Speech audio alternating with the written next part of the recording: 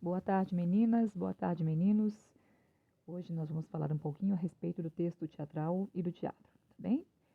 Então, para começar, eu vou mostrar para vocês a foto desse gatinho bonitinho aqui, todo fofo na calçada lá de Istambul. E embaixo, a estátua que foi construída em sua homenagem, tá? O gatinho da Rotombili vivia recostado desses degraus e conquistou as pessoas, né, com a sua simpatia, por isso ele foi homenageado com essa estátua. E por que eu estou falando do gatinho da Rotombili?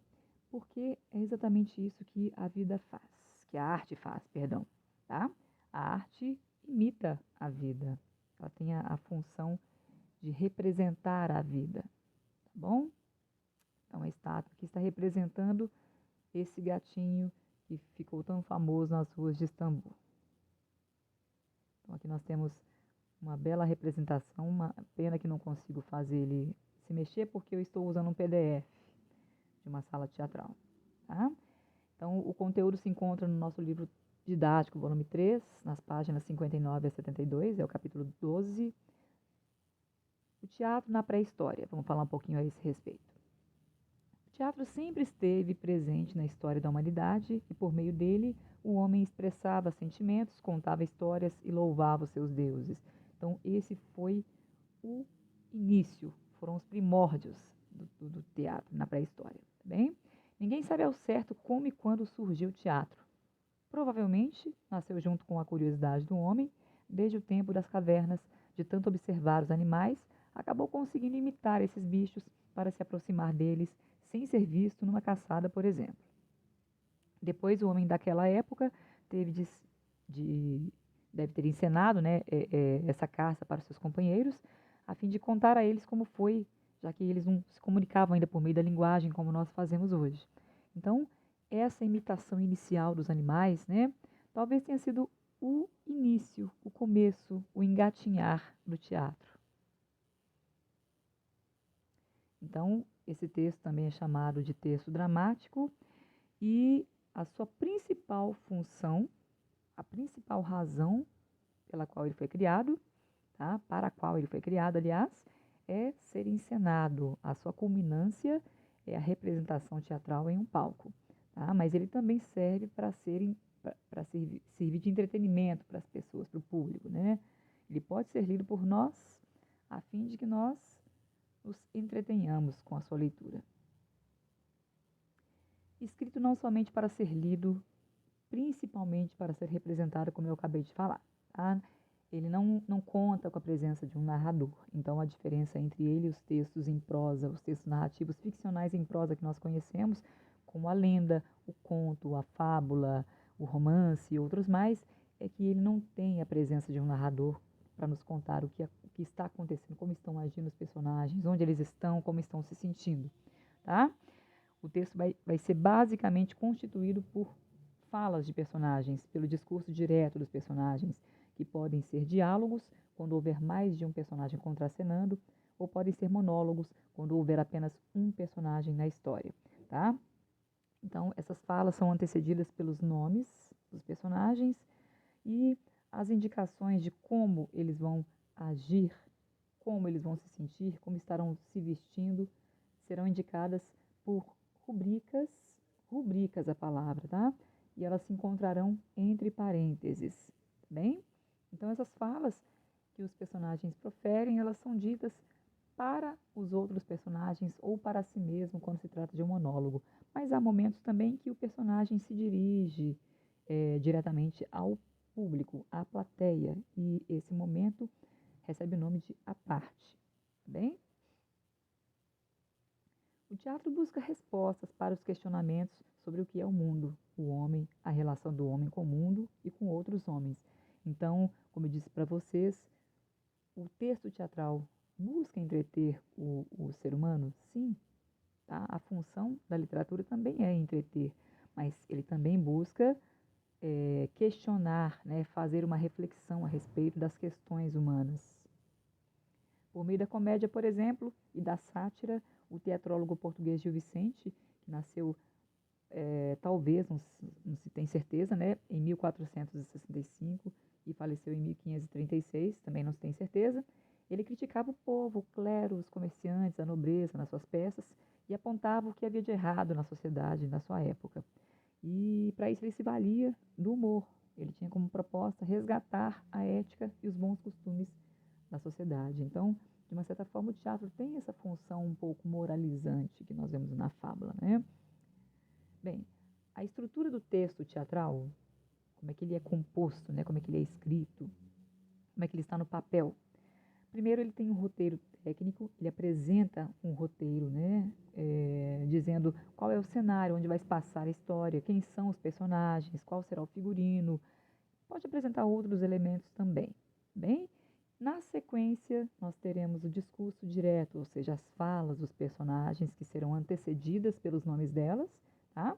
E juntamente com essas falas, não todas, mas algumas, né? A maioria, nós teremos as rubricas que indicarão, entre parênteses, como o ator deve agir, como ele deve se sentir, como será o seu tom de voz, né? E também haverá outras indicações, né, que podem ser dirigidas ao sonoplasta, ao iluminador, né?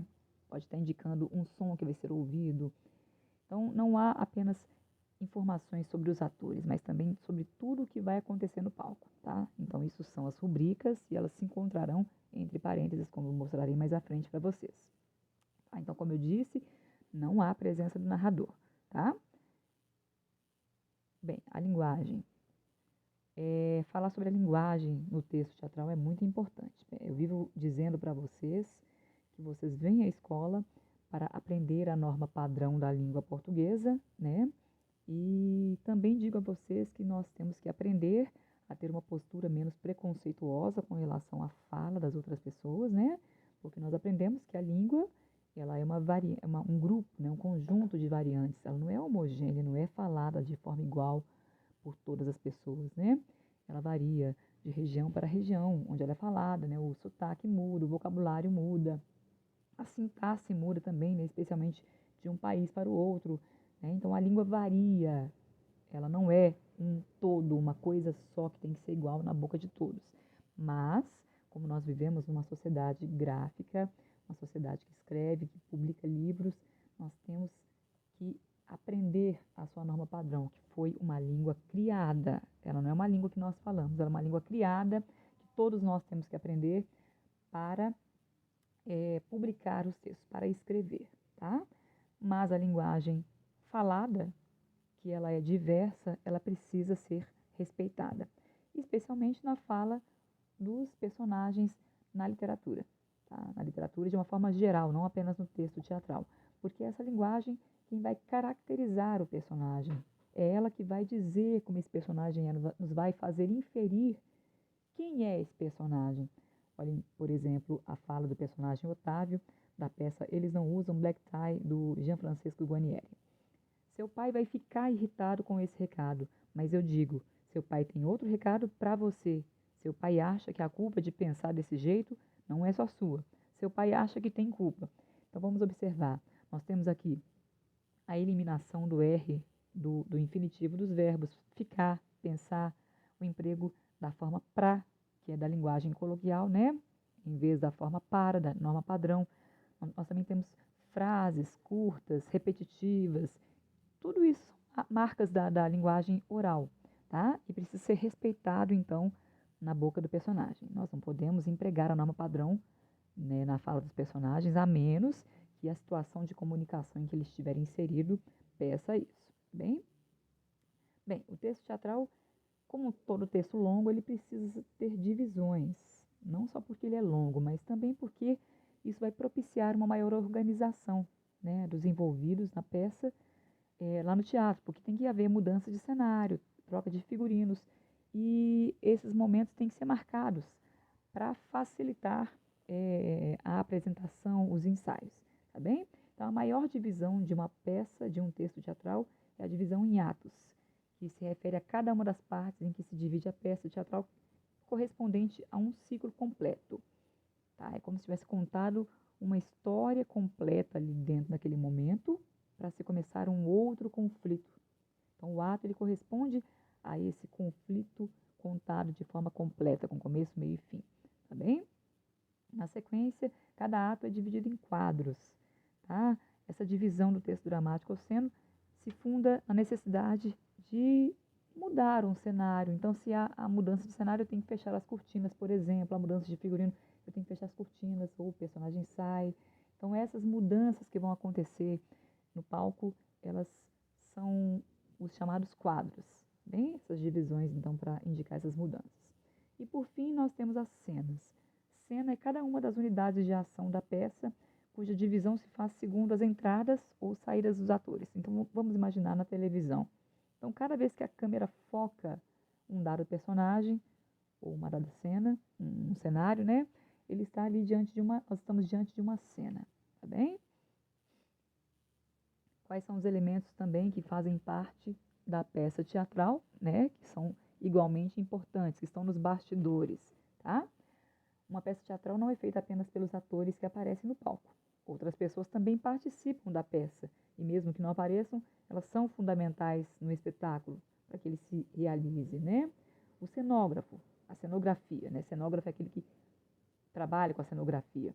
Muito mais do que a decoração e a ornamentação, a cenografia é técnica. Técnica de organizar o espaço onde as ações dramáticas vão ser encenadas. Ela também é parte importante do espetáculo, pois ela ambienta, ela ilustra o espaço, materializando o imaginário e aproximando o público da representação. A cenografia cria e transforma o espaço que nós vemos lá no palco, tá bom? Então, o cenógrafo é aquele que cria esse cenário. O figurino é um elemento também importante da linguagem visual do espetáculo, que é formado, além das vestimentas, pelos acessórios, né? O figurino auxilia na compreensão do personagem. Ele é carregado de simbologia, então cada peça de roupa que você vê, cada máscara, se houver que você vir, tem uma simbologia, tem um significado. Pode acentuar o perfil psicológico do personagem, as características da história, né?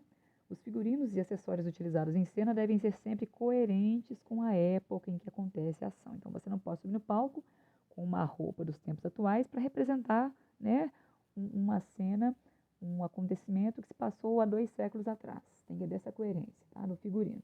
E figurinista é aquele que é responsável por esses acessórios utilizados na peça teatral. Tá? A maquiagem também é parte da composição do espetáculo, é um instrumento fundamental que auxilia na criação do personagem e na transformação estética dos atores. Tá? O maquiador atua junto com toda a produção do espetáculo, acompanhando sempre a concepção do mesmo, com vistas a ressaltar, criar elementos que ressaltem aspectos importantes para a compreensão da personagem. Tá? Então, a maquiagem não é só passar um batonzinho, um rímel nos olhos, não. Ela contribui muito para a construção desse personagem. E o maquiador é aquele que é responsável por essa pintura no rosto, no corpo dos atores e das atrizes. E a sonoplastia é um som, né? Refere-se ao som, ao conjunto de sons que auxiliam na ênfase das cenas, né? Que constroem a cena de uma certa forma. Não me refiro só às músicas, não, tá? O sonoplasta trabalha com os elementos sonoros de qualquer espécie, né? Ajudando a envolver o público na construção de imagens e sensações. As músicas e os sons utilizados devem estar intimamente ligados ao que acontece na cena. Então, se a cena se passa numa floresta, os sons serão, né, os sons da mata, né? Não me refiro somente à música, não. Ok? O sonoplasta, então, é aquele que compõe e faz funcionar os ruídos e os sons de um espetáculo. O texto teatral, então, ele tem informações nas rubricas voltadas para esses profissionais também, tá? E a iluminação, ela pode dar ênfase a certos aspectos do cenário, ela pode estabelecer relações entre o ator e os objetos, ela pode enfatizar as expressões do ator, pode limitar o espaço de representação a um círculo de luz e muitos outros efeitos. A iluminação é muito importante para o teatro, pois através dela podemos ambientar a cena, ampliar as emoções nela exploradas. E é fundamental que o iluminador conheça bem o texto e as marcações cênicas determinadas pelo diretor do espetáculo, tá? Então, o texto teatral também é escrito para o iluminador, para o sonoplasta, para o maquiador, não somente para os atores, tá bem?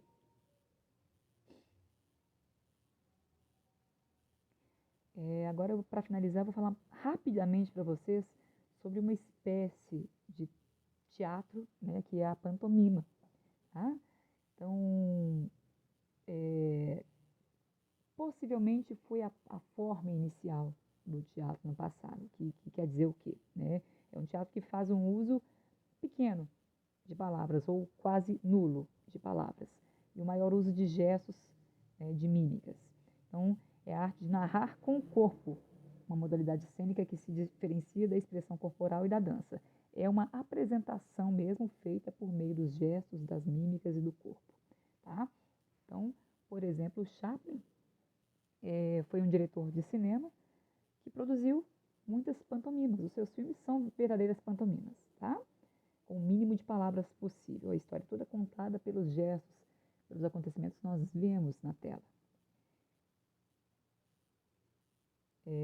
Como nós vamos analisar no livro Os Músicos de Bremen, né, uma peça baseada nesse conto popular, essa estátua, né, imortaliza esses personagens protagonistas, né, o galo, o gato, o cão e o burro, né, na cidade de Bremen, na Alemanha, né, embora eles nunca tenham chegado lá, eles desistiram de ir para Bremen no final das contas. Né?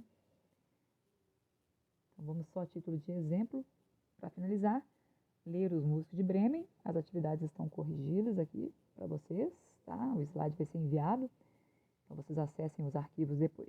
Vamos ler a peça. Os personagens, então, olha só, nós temos o título do texto, Os Músicos de Bremen, a indicação técnica, né, de quem são os personagens, burro, cachorro, gato, galo e 2 ladrões. O cenário é um trecho de uma floresta. A peça tem 3 atos, nós vamos ler fragmentos desses atos, bem? Então, olha só, a primeira coisa que nós vemos é uma rubrica, que diz, ouve-se um violão, entra o burro tocando. Então, essa indicação feita pela rubrica orienta o ator sobre como ele deve proceder, tá? Então, o burro vai entrar com o violão na mão, tocando uma música e dizendo, já não posso mais puxar uma carroça, não faz mal. Lá em Bremen, poderei tornar-me músico. E continua tocando o violão.